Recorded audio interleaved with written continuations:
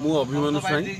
राणीगोला सेवा समाज सभापति सरकार केते धान संग्रह करा जीवो ए पर्यंत आम पाखे संपूर्ण टोकन पहुँचाक ना 7 तारिख में मंडी आरंभ हवा सरकार जदि फास्ट टोकन आसी ए पर्यंत 482 जन सेवा समवाय समिति रे धान रेजिस्ट्रेशन कर बोधहुए 50% लोकंर ए पर्यंत टोकन आसी ना बड़ दुखर विषय। तापर गत वर्ष 380 जन करथिला बेले ए वर्ष 482 जन धान रेजिस्ट्रेशन पंजीकरण करिसंती किंतु आर वर्ष गत वर्ष आमे 15,000 क्विंटाल धान बिक्री करथिलु किंतु ए वर्ष जो हारे चाषींकर टोकन आसीची बहुत हुए 9,000 10,000 भितर सीमित रहिबो बड़ समस्या एक कथा। द्वितीय कथा सबु चाषींकर टोकन आसी ना सबु चाषी अस्तव्यस्त आज बहु चाषी आसी आम मंडी करईदेबुनि सोसाइटी की चाबी पकेबू अमक करूँ सम करूँ तेणु से बुझेक आम पठेलु आपणकर आस्ते आस्ते आसो तापर कहीं टोकन कटुच जो गत वर्ष आसीला जो चाषीर 50 क्विंटाल ये वर्ष आसी से चाषीर 30 क्विंटाल 35 क्विंटाल कहीं आसूँ आम जानू तापर धानर मन जो प्रोडक्शनटा ए वर्ष बढ़ी चाषी चाहते 2 पैसा पाइबापी कि केमती तरबर होती आम धान गंडाई दबू ये करूँ से करूँ साढ़े टोकन कटिल सी हारासमेंट होती जी टोकन अच्छी जदि सरकार प्रशासन अधिकारी को आम एतिक अनुरोध करूँ तुरंत पठेदेले बोधे आम बहुत खुशी हूँ। मो ना त्रिनाथ महांती सरपंच राणीगोला ग्राम पंचायत। आज जो धान मंडी उद्घाटन हो सरपंच हिसाब से कौन केमी देखते देखु डेरी हो पछे धान मंडी उद्घाटन है हेतु प्रथम साधुवाद दवा सरकार को साधुवाद दवा राणीगोला सेवा समवाय समितिर सभापति संपादक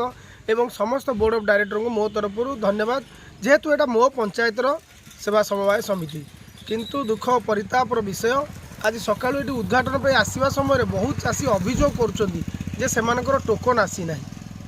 जेहेतु नियाली प्रसिद्ध धान पान मीन पाई आ दीपांचल प्रसिद्ध बेसी धान पाई जेहेतु बहुत लोक ये धान उपर निर्भर करती साधारण चाषीटे चाष कर धान 2 पैसा देले माने धान सरकार को देले से 2 पैसा पाइब से सब आशा बांधी बसी थाए किंतु तार टोकन आसी ना मुझे आसी देखला जड़े चाषी भाई कहते जे आम धान मंडी करईदेबुनि बंद करूँ अरे कारण कौन कौन पर बंद कर ना आमर टोकन आसीनी आज जाए जी टोकन आसी पर्याप्त टोकन नुहे आम बड़ चाषी किंतु आमर टोकन आसी ना ताको आमर पूर्वतन सभापति तापस बाबू वर्तमान सभापति अभि बाबू एवं बहुत मान्यगण्य व्यक्ति मैंने जो उपस्थित थे समस्ते बुझासुझा कले ना पर्यायक्रमे आसब टोकन आम धान उठेबा जहाँ लोक मैंने संतुष्ट हेले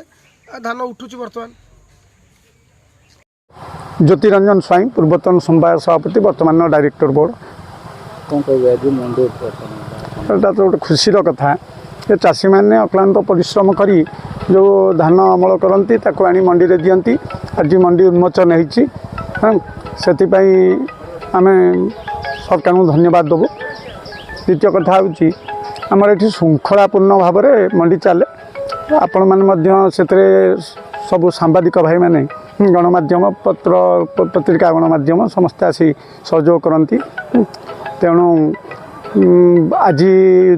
437 खंडे चाषी आमर पंजीकृत कर आज 10 जन चाषी धान दौरान जो 10 जन चाषी देवे 450 रु 500 क्विंटाल भितर आज धान कलेक्शन करा जिवो। जय जगन्नाथ मु एरंच कोऑपरेटिव सोसाइटी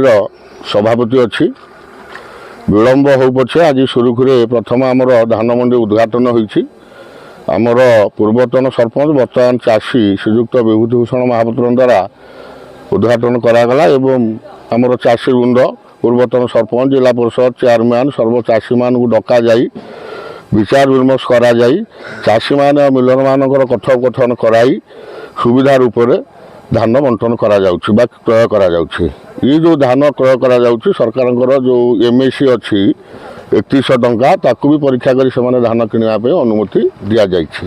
जगन्नाथ कृपारू सब वर्ष भलरे चले ए वर्ष एरंच मंडी सुचारू रूपे तार धान परिचालना करिवो एवं मिलर क्रय करिक नब सोसाइटी एवं चाषी कोऑपरेट करिवे यह मोर आशा और आकांक्षा। नमस्कार मु संपादक